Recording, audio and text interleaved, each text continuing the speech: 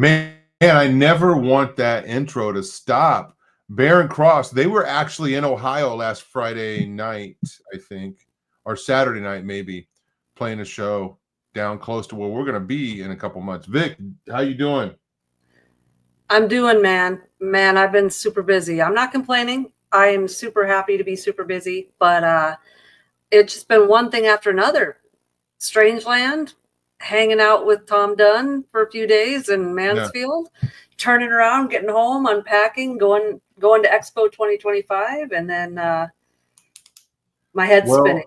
Hey, on behalf of myself and everyone else listening, thank you for taking time out of your busy schedule to come back here. Wouldn't miss it. To the Black Show. Absolutely, man. Super, super cool to have you on board as my co-pilot.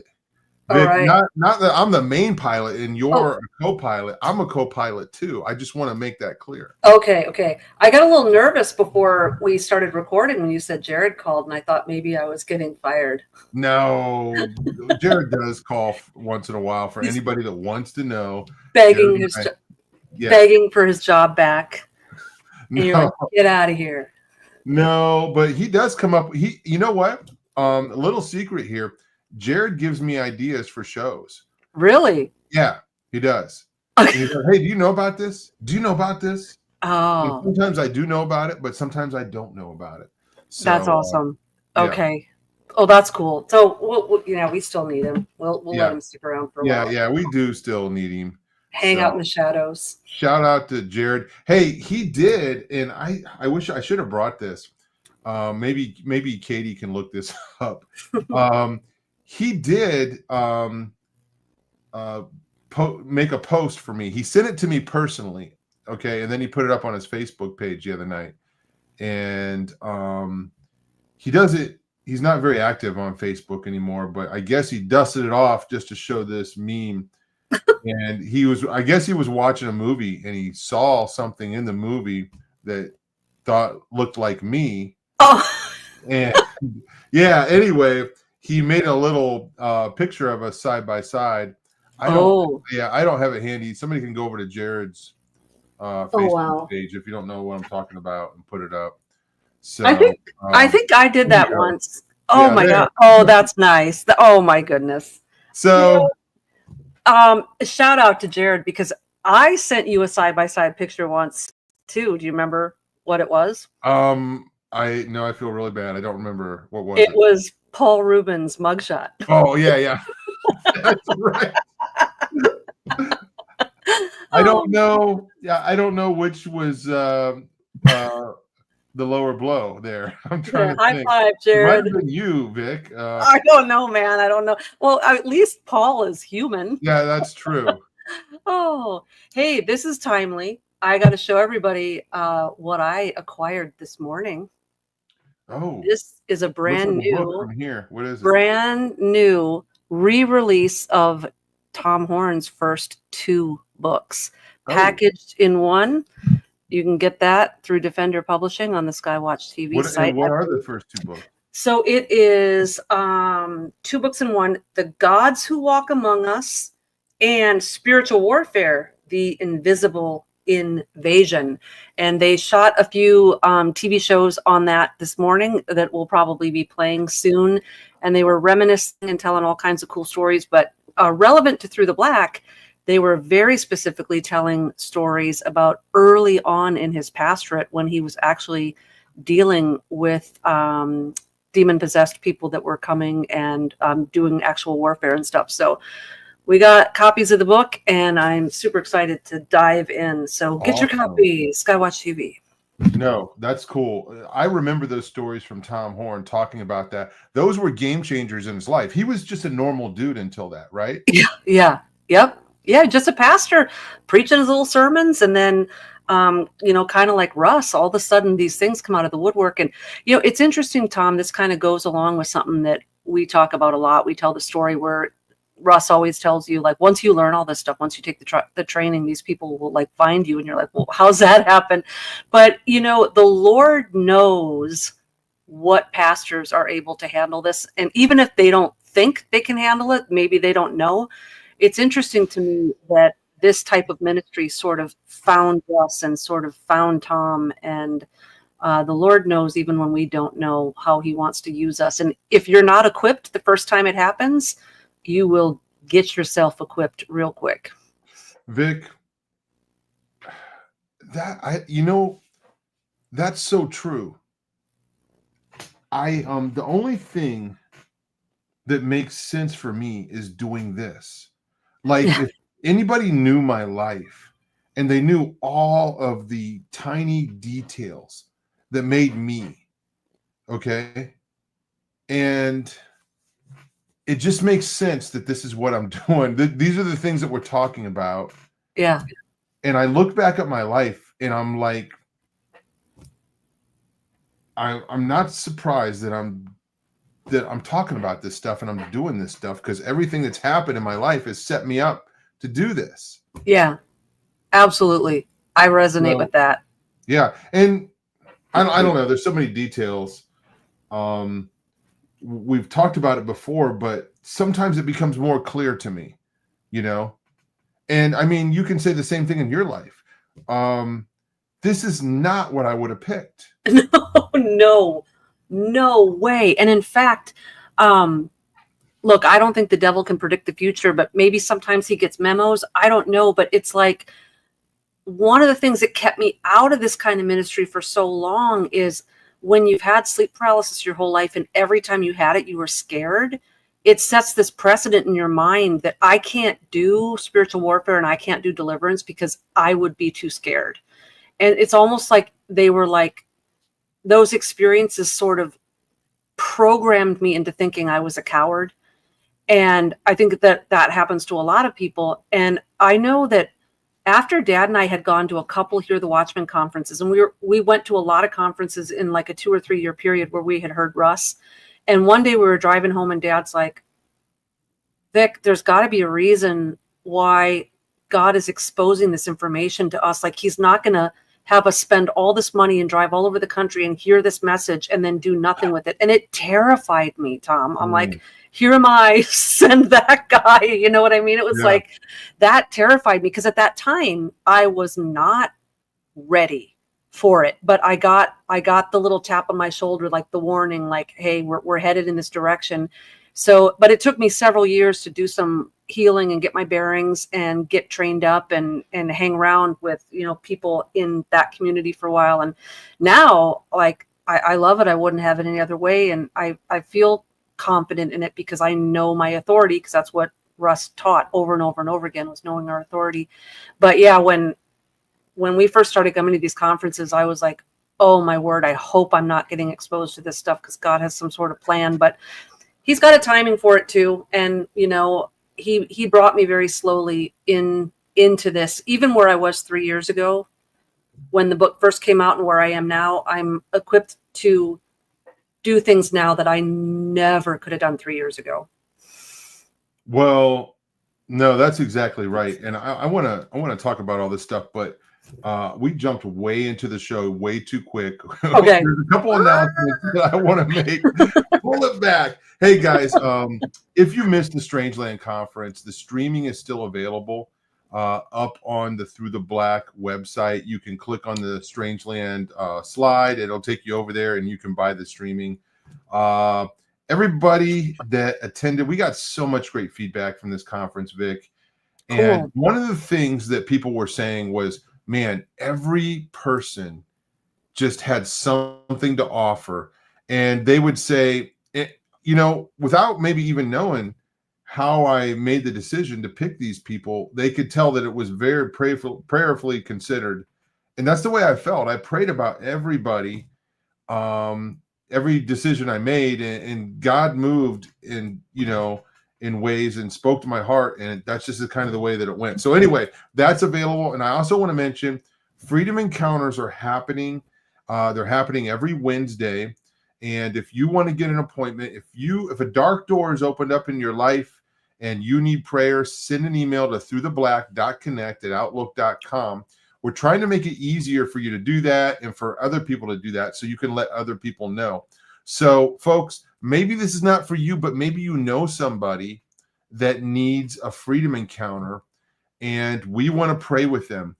Vic, we had some appointments today, and I can't share everything, but one of them, let me just tell you this.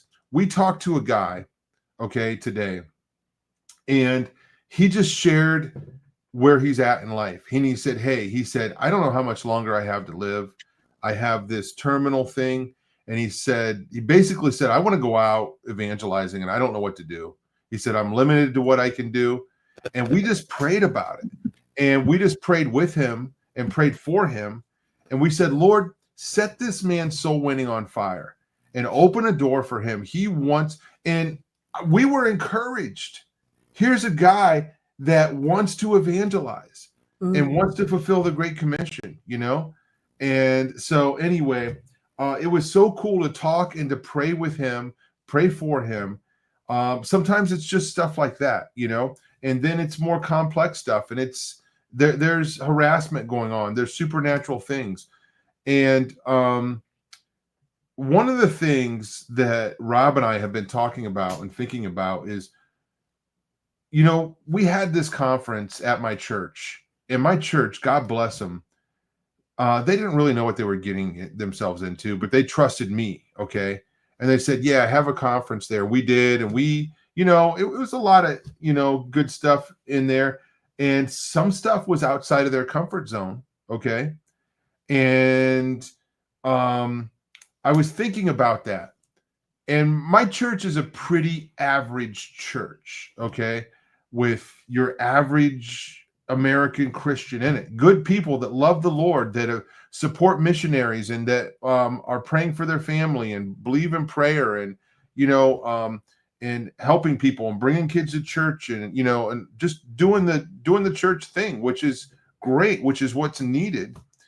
But if you were to ask the people in my church or any church, hey, who here has had sleep paralysis? Most hands will probably not go up, right? I mean, it's true. There's a lot of people that have not had it, or some kind of spiritual attack or some kind of encounter, right? But if you ask that question at the Strangeland conference, how many people have had that? Almost every hand would go up in some way, right? So just kind of in the same way that we were talking about this and the things that have made us, I think we have to realize that these things are missing from other people's lives. And I wouldn't want anybody to get attacked. You know what I'm saying? Right. But the people that have, they wake up real quick. Does that make sense, Vic? You're actually reading my mind, which is really scary for many reasons. But yeah, when you said this is like an average church, I thought if Satan was smart, he would not reveal himself to the average church, because he's done a really good job of putting a veil over the church for the last 50 years, where the supernatural really isn't talked about or understood. And you're going to come out of that. You're going to be shaken out of your haze real quick if you have a paranormal experience, or a demon manifests in your home, or you have a sleep paralysis experience. So it would seem to me that it would be really risky to try to poke an institution that you've just spent 50 years lulling to sleep. It would not behoove him to do that. It's very strategic for him to not attack. Exactly. Right? And I love what Pastor Sean says here. We need to be ready to help those in the church when they are attacked. Agree. Yes.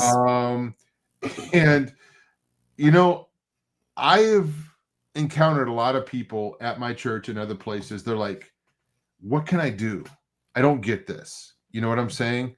But I can see your sincerity, and I can see people are being helped. And you have my support. You have my prayers, you know, and that means a lot. I think let's give everybody a lot of grace here. Okay. Yes. And also be thankful if they haven't witnessed, you know, these types of things. Right. But here's the thing. Sooner or later, I mean, if you get involved in evangelism, if you just kind of step out in that way, that's one of the number one ways to get attacked. Okay. because the enemy has nothing to lose at that point, and he's going to try to basically throw anything at the wall and see if it sticks. And one of his first tactics is bringing fear or bringing attack in some way. And he wants to he wants to make you think you bit off more than you can chew. You wrote a check that you can't cash, right? So, Yeah. and if you don't know your authority, you don't know what's going on. It can be kind of a shock to you. So, yeah, another thing I hear a lot, Tom, which it's very clever. It's good strategy. I have people write to me all the time and say, every time I try to level up in my faith, or I want to get serious about sin in my life, or I want to be in the Word more, the sleep paralysis comes back, or these attacks come back. And it's almost like this resistance is futile, right? Like my life is easier when I have apathy in my spiritual life. And so there is a point for some of us that the only way to kind of get to that next level, to get off that plateau or that rut we're on spiritually, is we might actually have to go through some warfare to get to that next spot. And anything worth fighting for means it's worth fighting for. And we don't just decide to level up and get closer to the Lord and let go of strongholds and sin in our life and not expect a little bit of pushback. So I just want to encourage anyone out there, sleep paralysis and all these attacks, spiritual warfare attacks of any kind,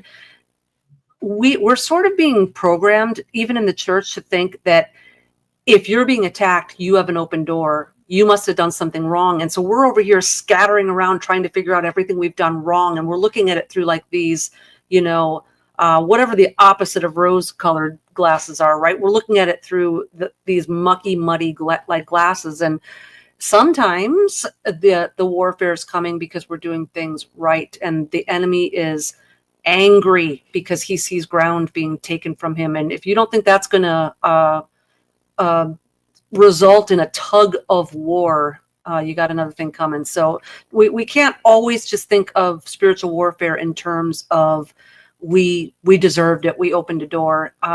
It can also happen to people when they have decided, I am going to start living a sanctified, holy life. I'm going to start taking my sin seriously. I'm going to start evangelizing more. I'm going to be in the Word more, whatever that is. So that's another thing that's really important for us to know as ministers and mentors and counselors, because it takes so much courage and humility and vulnerability, Tom, for people to call up on these freedom encounters and say some of the things. Yeah. Hey, this is where I'm at. It takes so much courage to do that. And if they're always just met with criticism or judgment or Job's friends kind of stuff, like, oh, let's sit here for 3 days and think of every bad thing you've ever done so we can close the door. We really have to invite the Holy Spirit into these meetings that we have with other people and let the Holy Spirit bring to light what the source of these things is, because it's not always what we think it is. Mm-hmm. Yeah, you got my mind going in like 5 different directions right now. And there are things that I want to talk about, but I can't because it's that's the difficulty. We say this, all the time. When we're kind of dealing with, some of the people that we're helping live right now, so to speak, in the Freedom Encounters. So, before I forget, Vic, I want to thank the listeners of this channel, which is not a whole lot.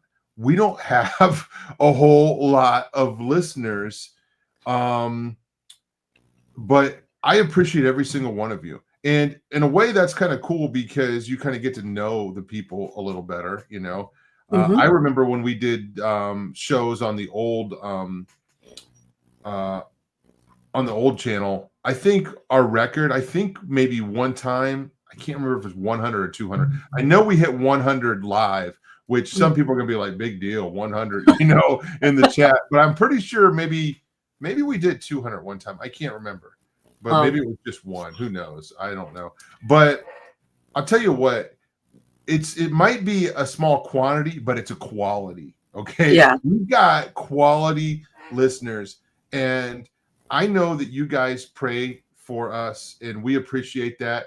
and we thank you for the support. You help us to be able to do what we do, and I just put that out there. I mean, we couldn't do it, and I'm blown away by the gifts and the financial support that we get. It helps us do what we do.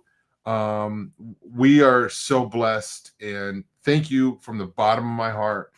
You guys know who you are. We appreciate it so much. And Rob and I today, we were talking about how can we do more? How can we do more? And Vic, we're trying to get organized so we can work with you as well, doing the Freedom Encounters. I mentioned today that we talked to a guy, and he didn't have like any kind of attack or anything. He's just like, I want to evangelize. I want to be used by God. So that's great. Iron sharpens iron. We were encouraged. And then there's other people that are isolated, and they just, some people feel like, man, I'm losing my mind, and we tell them, no, you're not crazy. We believe your story. Okay. And God speaks to whatever it is that you're dealing with. He can bring healing to it, no matter what it is. And I mean, he can heal any physical ailment, no matter what it is, any virus, any sickness. Okay. So, anyway, I'm just overwhelmed with just being around so many good people, and we're not close to each other, but it's cool when we see the feedback. And I've got a lot to share on the Freedom Encounters and some of the great feedback that we've been getting, and I want to share that, but I want to protect the people who are giving us the feedback as well. So we're trying to find an organized way to do that, but God is doing great stuff, man. God is doing really great stuff. So I just want to report that, even though you guys don't know what's going on, just take my word on it. So Vic, you as well do Freedom Encounters, and so it's just part, by the way, we don't charge for any of these things. Okay. And there's no way that we would, because the gospel is free. The help of God is free. Right. So, anyway, it's, we're compelled to, because we've been rescued. Mm-hmm. Right, Vic? Absolutely. Hey, I just thought of this now. I want to share this by way of encouragement. This conference that I was at this past weekend, it was an amazing blessing. I got to do several spontaneous Freedom Encounters right there, just because of the content of what I was talking about with the sleep paralysis. But I'll tell you that the primary age group at this conference was baby boomers. There's a lot of people probably in their 70s and older. Tom, I was so encouraged, in contrast with kind of what we've been talking about with average church people who don't get it. These people were in the know. I had men and women coming up to me, and they knew exactly what I was talking about. Some from their own personal experience. They were so tuned in to what their grandkids are facing and what the grandkids are up to. And it doesn't matter. All sorts of crazy stuff was being said at that conference. We were talking about aliens and AI and the Antichrist and technology and transhumanism and, all of this stuff. And these men and women, they were in the know, and they were fired up. They sat there for, 8-10 hours a day listening to these presentations, buying the books, contributing to the conversations, sharing their life experiences. And I just tell you, Tom, when I talk to the Gen Zs, when I talk to the millennials, and now on the other end talking to the baby boomers, we got to get out of this mindset that there's one generation that's like in the know and has it all, and all the other ones have their heads in the sand. Like, the Lord has his hand on every niche of our culture, and every generation, all the way from alpha up to baby boomers. He's got his hand on people. there is someone from every generation that have their eyes wide open. They understand spiritual warfare. They see these things. They believe. There are so many praying grandmas and grandpas out there. And I just thought, man, just the 100 or so people in this room, just from the prayers for their grandkids alone, could set this world on fire. And so I just want to encourage people out there, if you kind of feel like, oh man, my time has passed and I can't do all these exciting things anymore, and I don't have the strength, and my knees have given out, and I'm old, or whatever, man, if you know how to pray, you are still in the game, man. Vic, yeah. Go to throughtheblack.com and look at the prayer mapping courses by Russ. There's a ton of stuff on there. And I'm telling you, you just close your eyes and click on one, and it's going to be encouraging. Seriously. Yeah, here we go. So check this out. Go to throughtheblack.com, go to the Russ page, and there's the prayer mapping button down there. You click on that, and it takes you to another page that's got, look at this, all of these audios. Awesome. Okay. And then you go down and there's more. And then you go down. Look at this. And then there's more. Oh man. So I am telling you what, yeah, there's so much good stuff there. And it's all free, by the way. All of Russ's courses on our website are free. And these are college level material. Man, Russ was the guy, he had the gift of teaching. And he made you feel like you could do it. I mean, I don't want to get on another Russ thing, but I just been thinking back lately about how good Russ was to me. And I was never the guy that spoke at conferences. Okay. And I'm still, Vic, I don't have the education. Like, I just go, I research it, and then I go spit out a bunch of stuff, right? And I have my own angle and my own way of doing things. But Russ, he got invited to this thing in Chicago. Somebody underwrote this whole conference in Chicago. And they said, you can have anybody you want speak at this thing. So he brings in L.A. Marzulli, and he brings in, Doug Hamp and another Doug, and what's the other guy's name? And then Rob Skiba one time, and he said, I want you to go. And I'm like, what? You want me to go? I'm like, dude, I studied and I took notes for months. And Derek and Sharon were there one time. I remember they were sitting right in the front row when I did my talk one time when they were there. Anyway, that's not intimidating. What's that? That's not intimidating. No. I know. I was like, oh, dude, I'm like, friendly faces, but it's Derek and Sharon. So, but man, I love those guys. Their eyes looking up at me were so kind. I know. So encouraging. Right there. They're so great. I love them so much. I love Derek and Sharon. Me too. Oh my gosh. Cheerleaders. So, yes. Anyway, but that's what we want to do. If I can do it, anybody can do it, right? So, yeah. Anyway, and when we're done, or if anything happens to us, or we move on, we need somebody to step in. We need somebody to step in now. We need more people, to do this. Yep. So there's not enough. And anyway, I don't know where I was going with all that, but yeah, good stuff happening here. Man, there was another announcement I was going to make.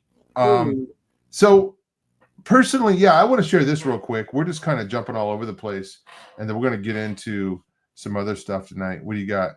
Oh yeah, there we go. Go Therefore is coming up in Vic. That's where we're going to reunite again. That's right. So, I think we just got to see each other at least twice a year. So I know. I think that's one year. I think it was before COVID. Maybe it was 2019.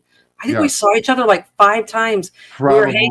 We were hanging out, and you're like, I've seen you more than my own family this year. Dude. And one time, your dad drove down from Minnesota just to see me speak in Iowa. Oh, yeah, he did. Oh, dude. That meant the world to me. I was just like, I'm like, oh, dude, I hope I do a good job. Oh man. So, but and yeah, you have to blame your dad because him and I got to spend time together at least, a couple times a year. So Yeah. Yep. Absolutely. You gotta keep him in the socks and the yeah. creepy framed photos. Yeah. But anyway, for me personally, I have been trying, I haven't done this in a long time, but I started taking a class from the Awakening School of Theology called The Christian Worldview. And I started with kind of an easy one, something that I thought I would be pretty familiar with because I'm not the greatest student. But man, I tell you, I've been learning a lot. I've also been zoning out a lot, but still I'm learning a lot. Okay. Okay. And it's cool. So the more knowledge I get, obviously, the better I can bring to presentations, to the show, to other things. So if we go missing for a week or something like that, that's where we're at. Okay. Just to let you guys know, we are working hard. There's a lot of cool things happening behind the scenes, but I am going to be taking advantage of, when I'm done with this class, I'm going to pick another one. And I want to be a student this year. That's the goal. And who knows if I will next year or not, but that's one of my goals this year is to learn more, to take in more stuff. And, Vic, I'm not so much interested in learning about all the latest conspiracy theories. Although that stuff is fascinating and it's relevant, but I want to go back and I want to learn all the things I missed out of the Bible. I don't have a proper, education really, except from Russ and from reading books from people like Francis Schaeffer and people like that. I've loved that stuff, reading books, from Tom Horn. And then I'm going to, real quick, I want to share something else I'm doing coming up in the next couple months is I'm going to be taking a course that's very immersive. It's like over a 60-hour course in a week's time. And it's all about everything that we need to know to be prepared to help trafficking victims and to rescue trafficking victims. I don't know what I'm going to do with it, but I'm planning on, asking God to use me. It's the same old thing, Vic, that we have already been saying. God can only use you to what you know, right? Yep. Yep. So we want to go deeper. We want to do more. And I don't know what that looks like. I don't know if it's going to be filmography. I don't know if it's going to be what. I don't know if it's going to be in Ohio or anywhere else. But I want as much training as I can get. And the Lord has opened up the door for me to get more training this time in my life. So if we go missing, we're not missing. We're not going forever, but we might be learning some stuff. So how do we contact you to help with Freedom Encounters? Send us an email. Okay. The first thing that the baseline thing that you need to do is take the course Freedom Encounters by Russ Dizdar. Okay. And if you start taking that, and then that we have some, I haven't talked about them in a while, but we do have like some basic application type stuff. And then you can sit in with us if everything goes okay and you pass all that stuff.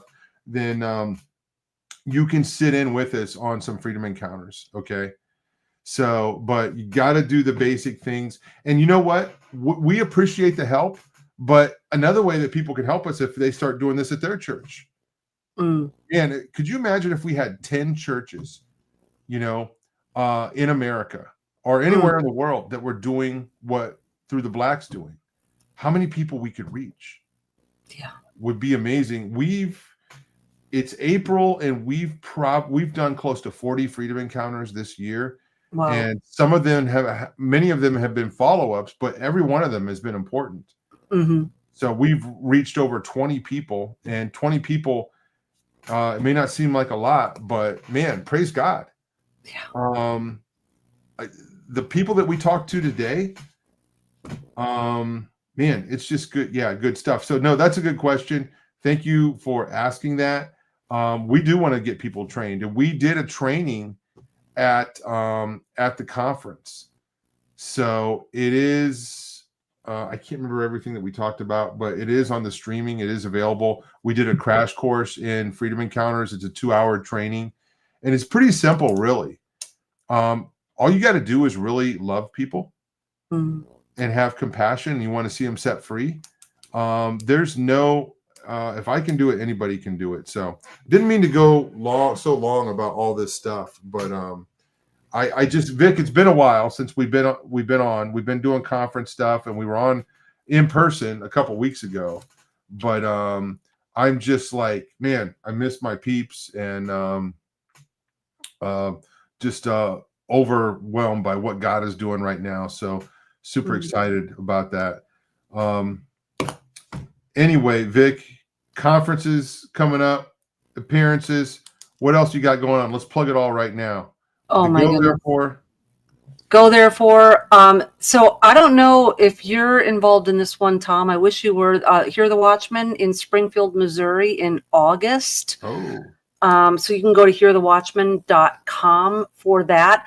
I think they're doing things a little bit different, Tom. I don't know if people are speaking or if they're all like panel discussions. I don't have a lot of information yet, but Okay. a lot of the usual people will be there. A lot of the Hear the Watchman crowd, and I will be there because it's local. It's in my backyard. And I think our friend Kenny C is going to be there. I think we're going to do some tunes, and he's going to be talking. And so you can go to hearthewatchman.com. I don't know the exact dates offhand, but it's Springfield, Missouri. And I've got other things too, but they're way in advance, Tom. I'm going to be at a Prophecy Watchers in Norman, Oklahoma in October. You can go to prophecywatchers.com for that. I'm probably not going to be speaking. I mean, LA will probably pull me and Karen up on stage for 5 minutes or something, but mainly I'll just be there at the book table, chucking books into bags and getting people stuff. But a lot of what I'm going to be doing in the next few months, Tom, is working on books. I am juggling 3 books right now that are all in various stages of being complete. One is completely completed, and I'm working on the book proposal. One is halfway written, and one we just started on. And 2 of those will fall sort of in line with the dream warfare, dream tech kind of stuff that I've been talking about. And the other one is on AI and how that may tie into ancient idolatry. Nothing new under the sun. I'll just give a little teaser there. So that's pretty much what I'm going to be doing over the course of the next few months. Tons and tons of writing and a few conferences smattered here and there. I got one that's later on in the fall. And when the people that are doing the conference announce it, then I'll let everybody know. But Greg Reed's going to be there. Awesome. And Vic, this is going to be towards your neck of the woods. So really? I don't want to give it away yet, but okay. Yeah. So all my kids are grown up and moved out. And I told my wife, I said, you're going to have to come with me on this one. Cause we're going to be like empty nesters. So, oh man. That's crazy. I know it is crazy, man. It's crazy. Kathy from Esther Jades Limited says, hi. You know, I wish if we can, we'll put this link in the show notes because these guys, I got a package in the mail and these guys have great products. And I went, they sent me this little jar of lotion. Yeah. And I was looking for it. I was like, who took the lotion? It's like made out of tallow. And is it the marshmallow? My son grabbed it. I was like, what did you do with it? He said, well, I put it in my bathroom. And I was like, well, how about put it out here where we can all get to it? He's like, I was like, what would you do? What were you doing with it? It's like, I was using it on my face. It's lotion. And I was like, okay. So anyway, you have the endorsement of my youngest son. And my wife and I, we love the products and we're so thankful for the little package that we got. So anyway, Vic, maybe we should do some show stuff instead of talking about all this other stuff. Maybe it's about time we actually got to pay off the thumbnail. Yeah. It's all you, man. I'm woefully unprepared. So we can tell everybody this is a story. Tom says to me, we're we're going to do a show on Remus and Romulus. I'm like, oh yeah, awesome. Finally, some like Roman mythology. And I'm all like jazzed. And then he's like, you know about the wolves. And I'm like, what? So apparently we were not seeing. I didn't know what you were talking about. I mean, I heard of Romulus, and we were talking about two different things, but we thought we were talking about the same thing. Yeah. Oh my goodness. Yeah. So apparently there were some wolves cloned or something. Where are we at? What's going on? Well, it's some undisclosed underground lab somewhere. I think it might have been in Texas. They decided to play God, or like they have been doing, and play around with some DNA and recreate these wolves. What are they called? The dire wolves, or the I forgot the name of them, because I read up on this last week, but anyway. So Vic, this is Jurassic Park, okay? This is what they do. Have you seen Jurassic Park? It's been a while. Okay. I saw the first one. So that's all you got to know. So take away the dinosaurs and put the wolves in there. Put wolves in. Yeah. Cute little guys. It's interesting that it's wolves, because there's so much in folklore with wolves, and there's so much mythology. There's so much with shape-shifting, and like it's interesting that they would pick wolves, because that has such a strong tie to folklore and werewolves and shape-shifting. A lot of times it's it's the werewolves, and it kind of goes in with the whole vampire thing.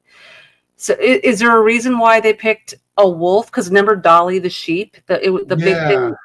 Why is it a wolf now? Well, I don't know why they picked the wolves, but I heard next they were going to pick a woolly mammoth, I think. They're going to like bring one back to... I think so, yeah. How would they do that? Well, good question. I'm not a scientist, but you can guarantee that something's going to go wrong. Have you seen any of these movies like Splice? I wanted to see that movie and I never got around to it. So, okay, speaking of Tom Horn, we were talking about him earlier. Yeah. He wrote a couple books, okay? And one of them was about this specifically. Oh, Vic, what is the name of the book that he wrote about this? Forbidden something. Oh my gosh. So I read 2 Tom Horn books in my life, okay? Okay. Confession time. Forbidden Gates, Thank You Through the Black. Oh. Good. And Forbidden Gates, talking about, hey, maybe we shouldn't be crossing this line. So Tom Horn was ahead of the game 10 years ago. Okay, he wrote about this. And here we are. And if he was with us now, he would have steam coming out of his ears. Dude, sorry to go on another rabbit trail, but one time I was in Missouri one time, and I saw Tom Horn backstage, and he was preparing his or he's getting ready to do his talk. And I said, "Hey Tom, did you hear about this?" And he's like, "What?" He's like, "I didn't hear about this." He's like, "I got to go up to my room right now and put this in my slideshow." Oh wow. Yes. So, and I think he even gave me props. I can't remember. Wow. Tom squared. Tom Dunn and Tom Horn. Yeah. So should I read a little bit of this wolf stuff? Yeah. Well, are you reading about the mythology, or are you reading about... No, I'm reading about the wolf stuff. Okay. Yeah. Well, and remember, I don't have my glasses, so yeah. Okay. And this is Wikipedia, fellas, so take it or leave it, Romulus, Remus, and Khaleesi are genetically modified gray wolves, the Canis lupus, created by, don't you love that? Created by Colossal Biosciences Incorporated, with the goal of replicating the phenotype of the extinct dire wolf. Yeah, you were right, Tom. Dire wolf. So, can you pause right there? Yes. Here's the thing, Vic. They created it, right? Yeah, created by. And it's from scratch, right? No help from God whatsoever. Yeah. So ex nihilo. Yeah. Out of they created a wolf out of nothing. So dude, it's so goofy. Oh my It's so goodness. goofy. So Lame. okay, I don't want you to lose your spot. Okay. I always talk about this book right here, which is How Should We Then Live Yes. by Francis Schaeffer, Francis Schaeffer. written in the early 80s. Guys, do yourself a favor and get your copy of this book right here. It's good just to have for reference, okay? By the way, there is a video series that goes along with this book that you can find on YouTube for free, okay? And that was made in the 80s too. Francis Schaeffer predicted this stuff was going to happen before Tom Horn. And I'm sure Tom Horn read Francis Schaeffer. And he predicted that man was going to tinker with DNA. And it is interesting that they picked wolves, but you pick it up where you left off there, Vic, and I will. All right. Try to be quiet. Romulus and Remus were, oh my gosh, even the way this is worded, Tom. Romulus and Remus were born on October 1st, 2024. Colossal claims that the two males represent the first living examples of the species since its extinction approximately 10,000 years ago. Wow. Khaleesi is a female that was born later on January 30th, 2025, due to significant genetic differences from Aenocyon. That's Aenocyon. The dire wolf genus. Romulus, Remus, and Khaleesi are in fact genetically engineered gray wolves. Now, you know what'll be interesting, Tom? Oh, there's one little. Remember Dolly the sheep that they cloned? Didn't she killed over dead pretty quickly? She actually didn't live long. So it'll be interesting to see how healthy these wolves are. Scientists. Just as we're reading this, I'm forgetting that I'm doing a show right now, and I'm thinking you and I are just having a conversation. Oh, good. Go ahead. All right. This is a little bit of the science here. Scientists rewrote 14 key genes in gray wolf EPC cells to express 20 dire wolf traits, meaning that, quote, no ancient dire wolf DNA was actually spliced into the gray wolf's genome, end quote.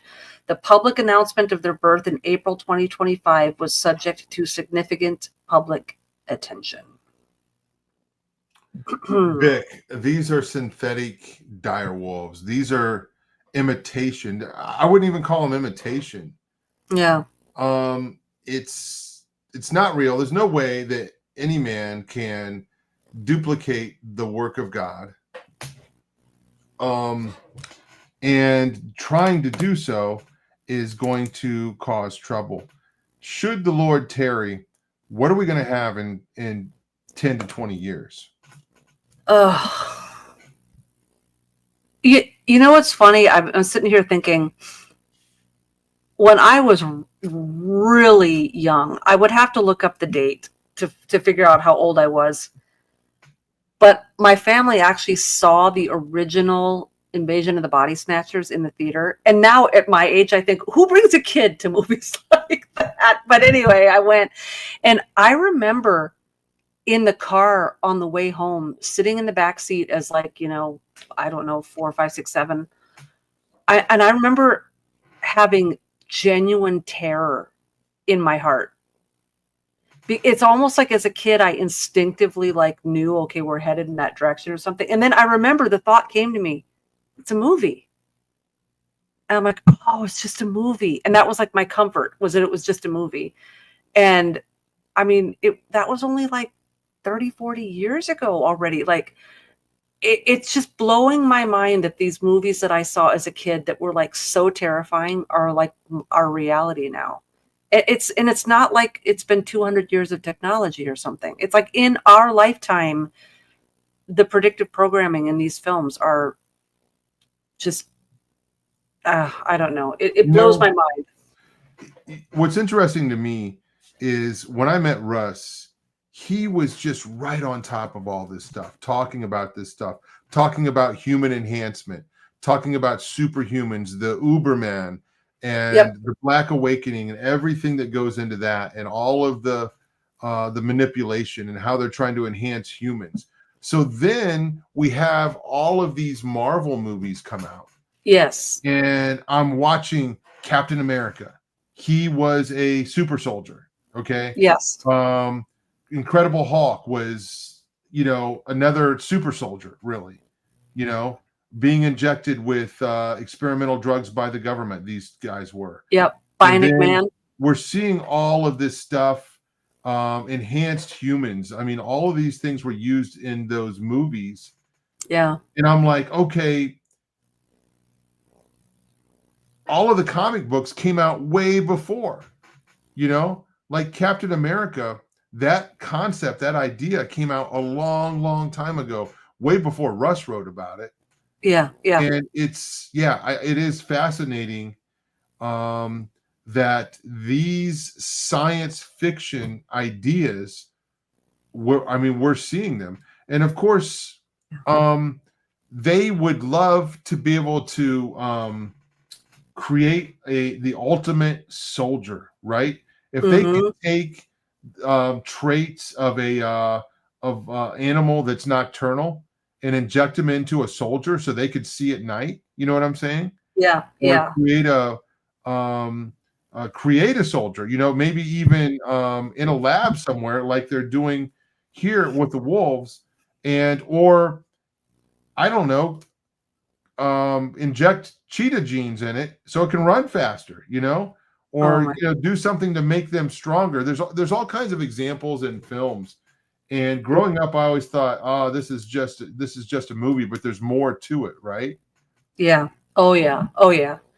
So you got me curious, Tom, and I did look up. I've got an article here. It's NPR. Scientists take a step closer to resurrecting the woolly mammoth. So I was right. Yep. A biotech company that hopes to resurrect extinct species. What? Like, why? Said Wednesday that it has reached an important milestone, the creation of a long-sought kind of stem cell for the closest living relative of the woolly mammoth. Quote, "This is probably the most significant step in the early stages of this project," says George Church, a geneticist at Harvard University and the Massachusetts Institute of Technology, who co-founded, same company, Tom, Colossal Biosciences in Dallas.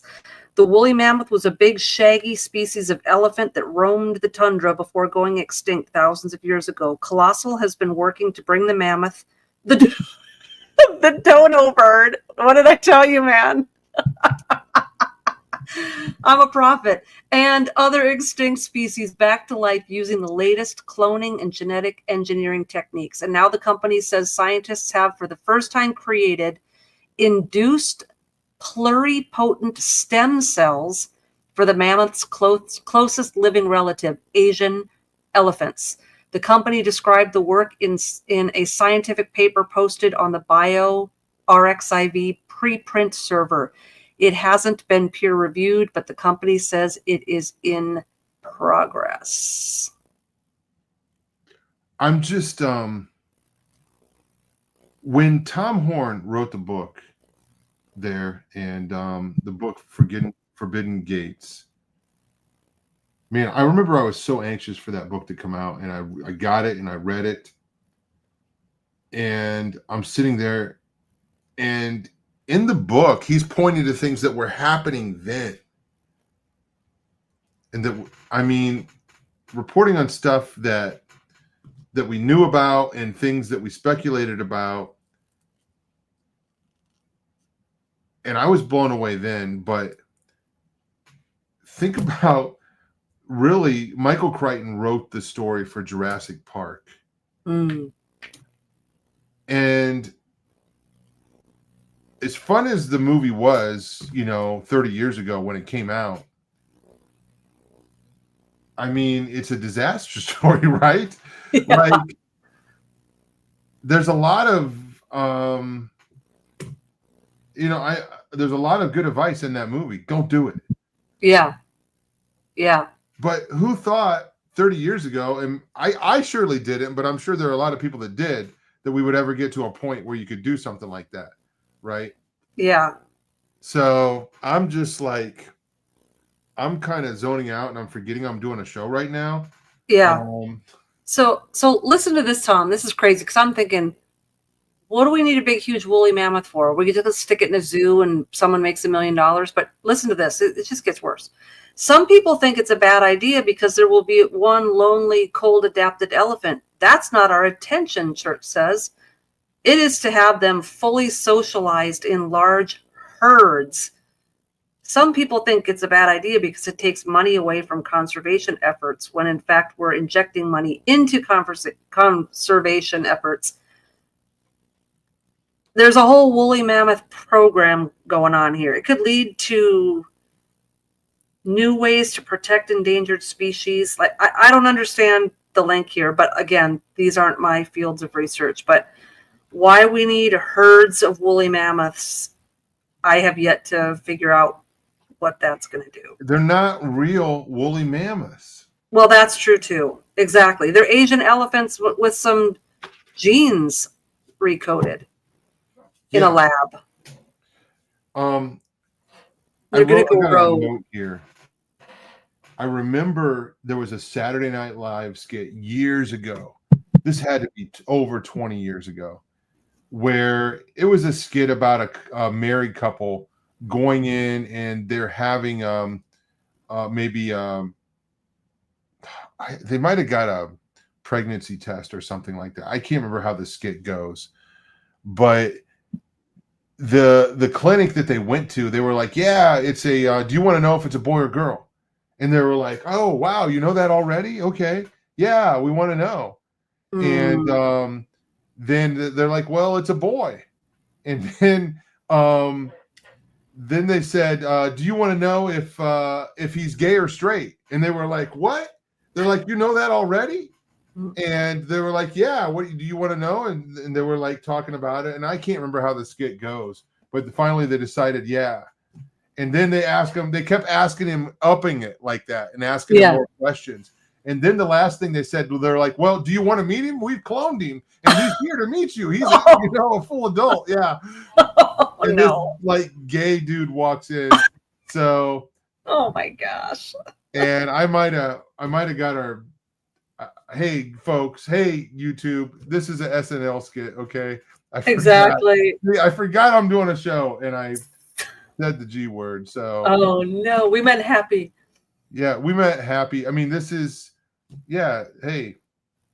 Oh man. Anyway, folks, if you're watching this live, this might be the last time this plays. It's been nice. Go to our Rumble channel, by the way. I know, right? Oh man. This is where we're at. We're cloning woolly mammoths, and we can't say 1950s words that don't mean the same thing anymore. Right. Anyway, I wouldn't even know how to find that Saturday Night Live skit, but oh my goodness, funny, yeah. So, folks, this is where we're at. And we knew about this stuff. A lot of us knew about this stuff years ago. We warned people about it, and they laughed at us. Vic, one time when we mentioned this guy I'm getting ready to mention here, we had a longtime listener leave our show. But I was watching an interview with Tucker Carlson, not him being interviewed, but he was interviewing a politician. I can't remember his name. Somebody from Pennsylvania that was looking into 9/11. And all this stuff is coming out about 9/11. It's constantly coming out, but this interview was pretty interesting. And I would recommend it. You can find it on YouTube or on Tucker Carlson's podcast. But this guy, the funny thing, this politician's kind of funny because he yells the whole time because he's so upset, man. It's like he's yelling. But he just tells his side of the story and everything that happened. And he was trying to expose this stuff. And the FBI went in and raided his daughter's house. And, it was all a setup and all this stuff. But the reason I'm telling this whole story is we warned people years ago, that that it went down like this. That was forbidden. 9/11 was an inside job. You weren't allowed to say that. If you said that, you were a what am I trying to say here? You were an outcast. So, but the saying that we keep hearing, all of my conspiracy theories have come true. I need some new ones now. So, Vic, where were you, or do you remember when you kind of figured out something was wrong with 9/11? Yeah, I remember. And it was like the worst possible time. But actually maybe it was the best possible time, because when everything is going fine and life is status quo and we've got the job and the bills are getting paid and we've got the nice car, and when everything's good, we don't necessarily have the mindset where we can grasp paradigm shifts. So my mom had passed away in March of 2013, and it was like early 2014.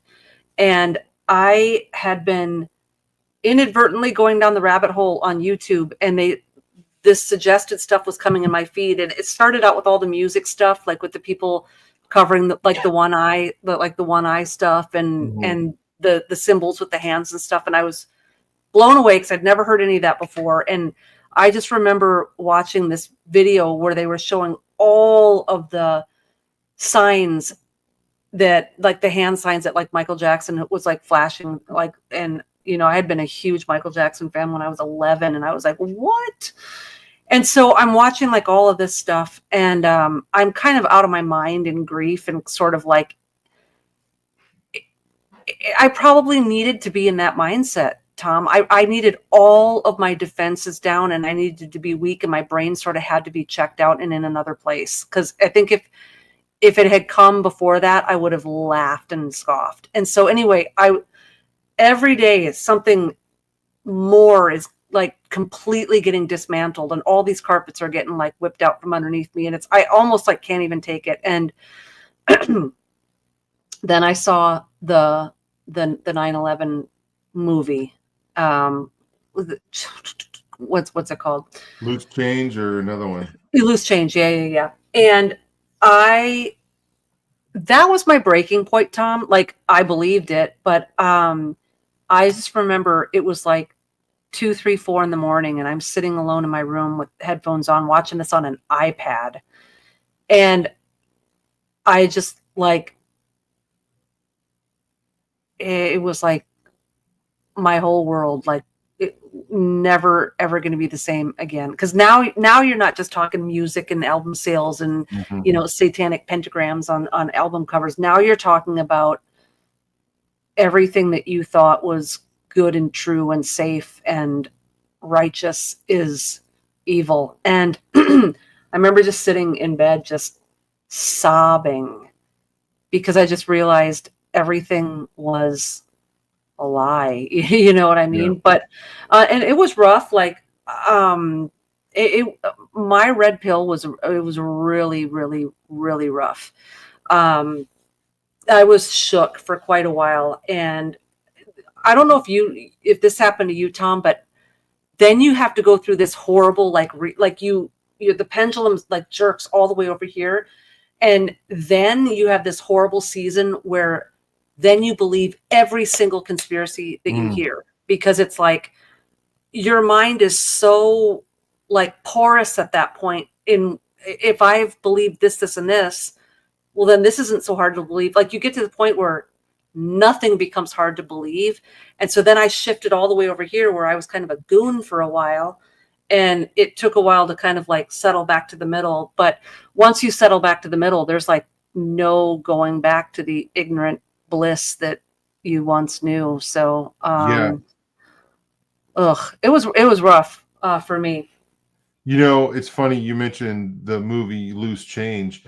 Right where I'm sitting right now, at one point, I did a showing in my basement. I turned this spot into a theater. No way. Right here, I had a screen on the wall. Oh, no and I had way. a projector, and I played the movie Loose Change in here, and I passed out flyers. I think at my church. Oh man, I did. that was back when you still had some friends Yeah, because they were all like, that "Bye, changed real Tom." quick. Yeah, but I actually had 2 people show up to the Oh, movie. two people came.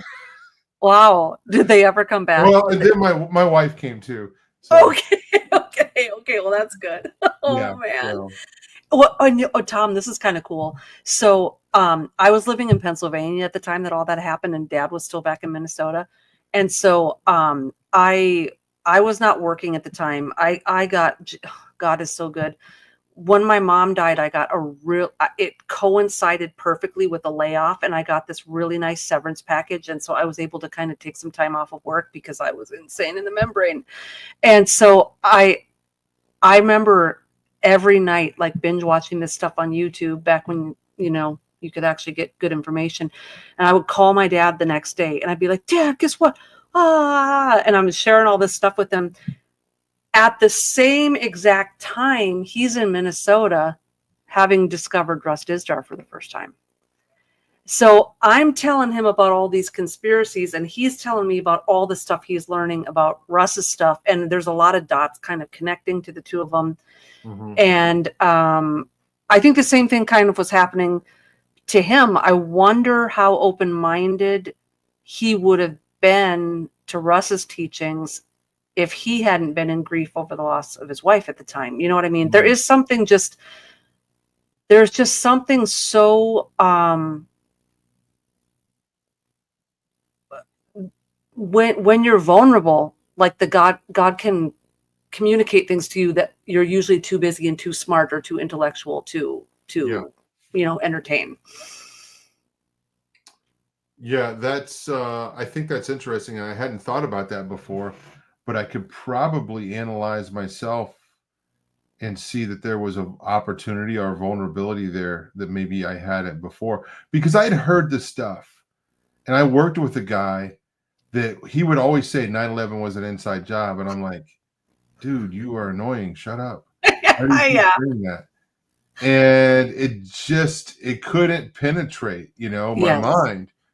But then a couple years later, he planted the seed, and the seed was just like waiting there. And then I saw that, and I'm like, oh, dude's not crazy. There's something to this. Yeah. Yeah. And And then you're like, crap, now I'm the one annoying everybody. yeah, exactly. And it's funny because Tucker Carlson in this interview talks about that, and he said people, when he would do a newscast, people would shout that out. 9/11 was an inside job, and he was like, he would get annoyed. He was like, nobody wants to hear that, Yeah. And he admitted, he's like, I was wrong, and I made fun of these people, but basically, I don't believe it anymore. And which, yeah. I never would have guessed that, Tom, because years ago, before he had changed his mind, you sent me a clip where Tucker was like leaving a building, like getting into his car, and he was like absconded by a crowd of 9/11 was an inside job people, and he was arguing with them to the point of like, veins bulging in his forehead. He was mad. Yeah, he kind of refers to that. And yeah, he said I was wrong. Wow. And he didn't know all the details, Yeah. and it's interesting because he did an interview with Alex Jones recently, and he made a good point that I never thought about. Alex Jones, along with William Cooper, but Alex Jones probably got more attention for it, predicted 9/11. Oh my goodness. And he said, they're going to get planes and fly them into buildings, probably the World Trade Center, and they're going to blame it on Osama bin Laden. He said this months before, because Alex Jones was kind of like Francis Schaeffer, where he could study what was going on and tell you what the future was going to be. Not a psychic, not a prophet, but just a historian. And but they never asked Alex Jones how he figured that out. Instead, they just tried to silence him. Instead of wanting to know, hey, how did you know this was going to happen? You predicted it, pretty much to the T. And no, they never asked him that. They just tried to shut him up. Mm. Mm. Wow. So, well, we went down a lot of rabbit holes here tonight, folks. We But did. the moral of Good the job. story is don't mess with wolf DNA. It's not a good idea. Yes. Vote no for the woolly mammoth bill. Yes. Yeah. You know, the funny thing is we can do as many shows on this as we want, but it's not going to stop anybody. No. Vic, this is what we know about. What are they doing with humans? Okay. Think about some of the things you've heard from L.A. Marzulli.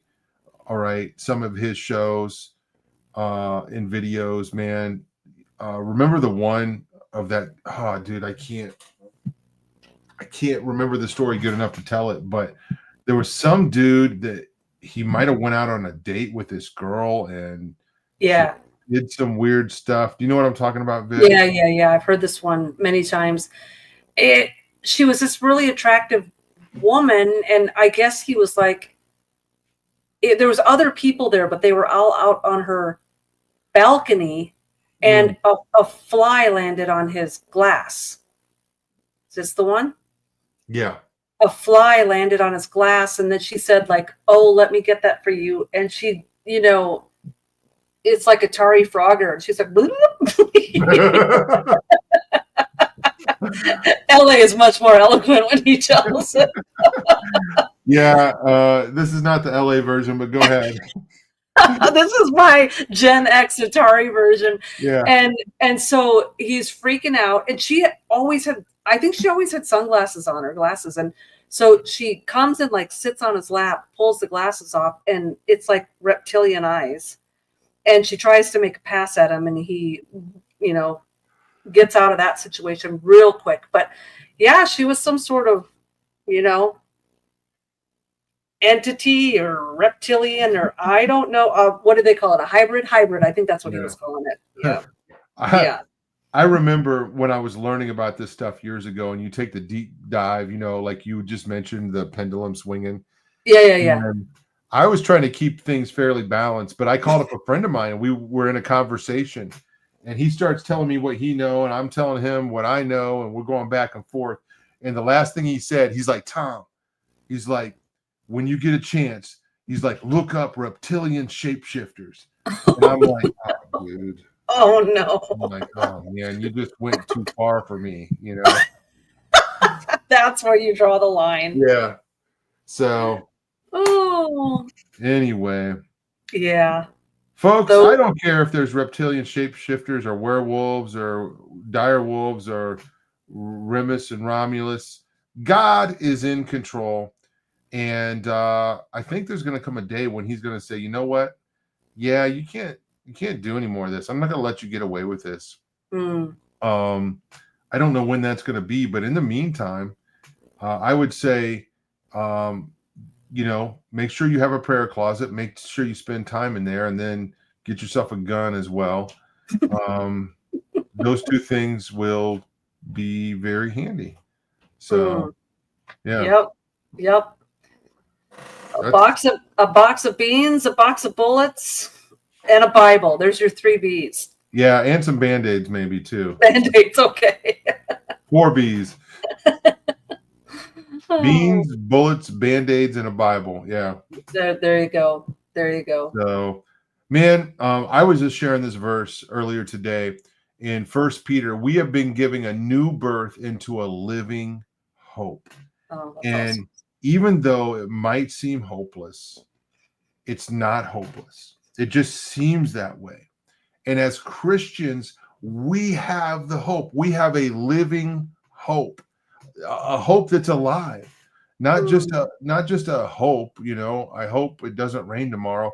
A hope that's real, that's tangible, a living hope. Man, isn't that? That's so exciting to know that, and I'm so glad to be saved. And as I always say on this show, yeah, we like to talk about strange things. We talk about weird things, okay? And we have conferences called Strange Land. But Jesus Christ is real. He is the same yesterday, today, and forever. And you can count on him. The Bible says he is that God is the Father of compassion and the God of all comfort. And if you are hearing this, and no matter where you're at, maybe you are into the occult, maybe you're into the New Age, maybe you're into whatever, maybe you're backslidden. I am telling you what, you have a friend in Jesus. And his shed blood was enough to save us all. And without the shedding of blood, there is no remission for sins. And we needed that. And he took our place. Okay. That was supposed to be our death, but he took our place. And if we put our faith on him and repent, turn away from our sins, then we can be saved and we can have the hope of heaven. Man, it feels so good to know that there's something better in this world. Vic, this is a good world. I like it. God did a great job making it. Okay. But think about what the next life's going to be if this, is what we got now. As Christians, we can have joy in this life and then we can have heaven. So no matter what people are doing, wicked, evil, psychopaths, scientists making wolves and mammoths, no matter what's going on, God's in control and he can help us. He can rescue us. He can give us discernment. He's given us authority over all of this dark stuff. The Bible says nothing will harm you. So, Vic, last words. Oh, man. To you. I know. Fear not. Like there's profound levels upon levels upon levels of wisdom. If we learn how to control and direct our fear, we can't help an emotion that comes upon us, but look what happened in 2020 because of fear. And so just no fear, and do not be afraid of those who kill the body but cannot kill the soul. Rather be afraid of the one who can destroy both soul and body in hell. We've got to learn to stop fearing the enemy, the government, the agendas. There's scary stuff happening. We do not have to be afraid. Yea, though we walk through the valley of the shadow of death, we will fear no evil, for he is with us. Amen, sister. And I just want to add, there's a lot of great things happening. Even though we see darkness, even though we see this stuff, man, people are getting saved.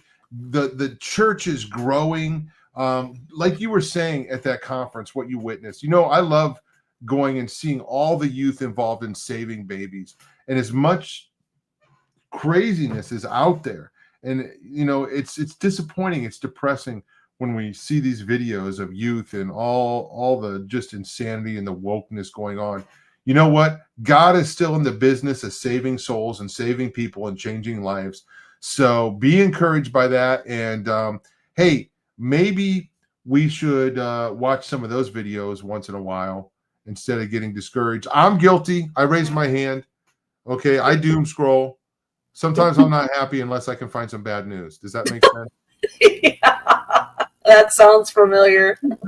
So, hey, but there's a lot of great news out there too, and God is rescuing people that you wouldn't think could be rescued, but hey, he does it, and he rescued us. So guys, thank you for hanging out with us. Thanks for checking out our website, and thanks for the prayers. We need it. We appreciate it.